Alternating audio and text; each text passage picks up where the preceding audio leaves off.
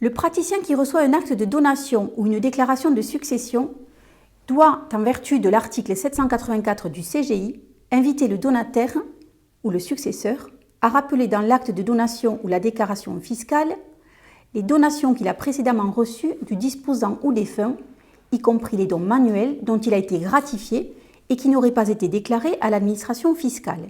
Dans un arrêt rendu le 2 avril 2025, la Cour de cassation tranche la question des modalités de taxation du don qui n'a pas été rappelé par le donataire dans un acte de donation et est taxé ultérieurement. Cette jurisprudence est cohérente mais sévère. Le praticien doit en tirer toutes les conséquences pratiques, d'autant que la portée de cette décision est bien plus vaste qu'il n'y paraît au premier abord. D'un point de vue juridique, les dons manuels obéissent-ils à un régime dérogatoire ? Qu'en est-il par exemple des règles de rapport et réduction ? Non. Sur le plan civil, juridique, le don manuel obéit aux règles de droit commun. Sa seule spécificité concerne la formation du don manuel.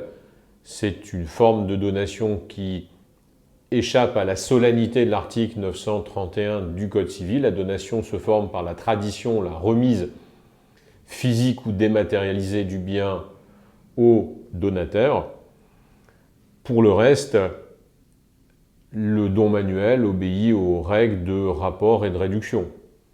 On rappellera simplement que le rapport nécessite que la donation ait été consentie à un donataire qui, au moment de la donation, a la qualité d'héritier présomptif du donateur.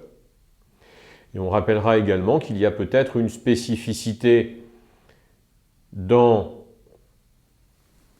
l'application de la règle de la réduction en ce qui concerne le rang de réduction.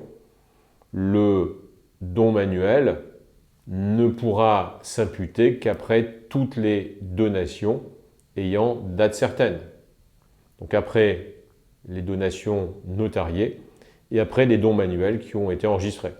Un don manuel non enregistré, comme c'était le cas, on va le voir en l'espèce, est donc également fragilisé sur le plan civil.